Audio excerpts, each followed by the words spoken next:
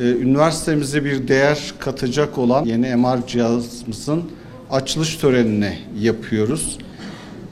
MR cihazın özellikle yapay zeka destekli olması, çekim kapasitesinin çok yüksek olması ve bu anlamda da mevcut iş yükümüzün çekim sayımızı %40 oranında arttıracak olması üniversitemize, hastanemize ve hastalarımızın hizmet anlamında, hizmet kalitesini arttıracak olması anlamında çok önemli bir katkı sağlayacak. Emeği geçen başta radyoloji anabilim dalımız olmak üzere hastane başhekimliğimize, özellikle enstitümüzün müdürü olan Sezai Yılmaz hocama teşekkür ediyorum.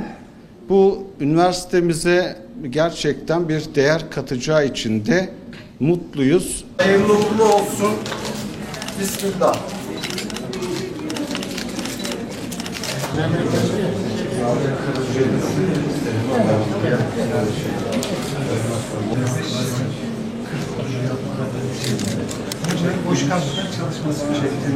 Şu an görmüş olduğunuz MR cihazı son teknoloji bir cihaz. Her türlü donanıma sahip. Özellikle yapay zekanın günümüzdeki teknolojiyi takip ederek yapay zekanın olması bu cihazın önemli özelliklerinden biri. Peki yapay zeka bize ne katıyor derseniz bir kere çekimleri hızlandırıyor.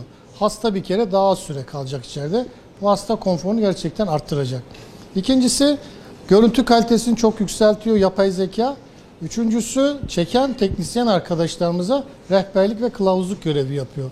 Bu anlamda yapay zeka olan MR'lar şu andan revaçta. Bölgemizde de şu an benim bildiğim ilk yapay zeka olan MR cihazımız. Ayrıca burası karaciğer nakil yapan bir hastanemiz. Bunun içinde elastografi dediğimiz bir MR elastografi donanımı da sahip bu cihazın. Burada karaciğerin sertliğini ölçerek hastalarımıza daha hizmet vereceğiz. MR cihazın fiziki durumuna bakarsak gördüğünüz gibi MR cihazının açıklığı 70 santim. Özellikle hasta konforunu çok artırmakta. Bir de tünel dediğimiz MR cihazı, bu tünel diğer cihazlara göre daha az. Yani hasta orada klostrofobi dediğimiz diğer şeylere daha az maruz kalacak. Giremeyen hastalarımız var. Bunlar tünel daha kısa olduğu için daha rahat girebilecekler. Bu MR'la yaklaşık 7-24 saat prensibine göre çalışacağız. Bu da hastaneye bir dinamizm kaçacak. Şu an 3 tane MR'ımız var. Bununla birlikte 4. MR'ımız olacak. Ya benim bildiğim bölgede 4 MR'ı olan bir hastane yok. Yani bir Hacettepe'de var. İleri hastanelerde, özellikle gelişmiş hastanelerde 4 MR var.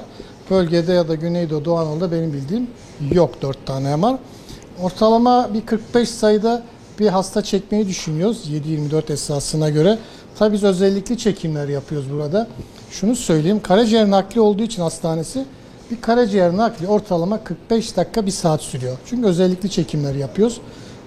Belki bu devlet hastası başka yerle daha kısa ama bizde özellikli olduğu için 45 dakika. Bu cihazla birlikte bu sürenin daha azalmasını düşünüyoruz. Yaklaşık bir yarım saate. Bu hem konforu artıracak, hem daha çok sayıda hasta çekeceğiz, hem daha iyi kalitede, görüntüde hasta çekeceğiz.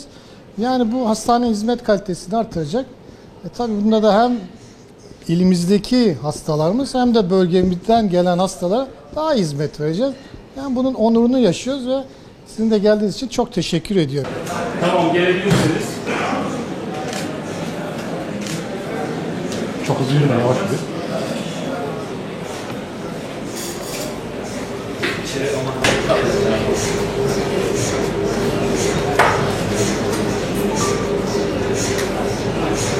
Bakın sen neredesin?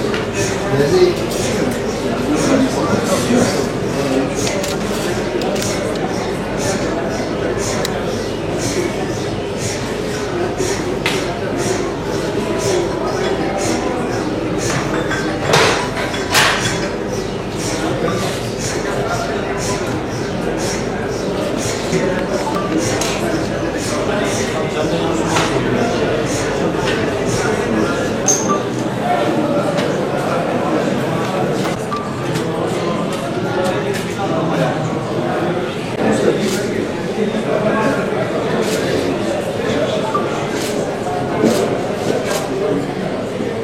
Var mı?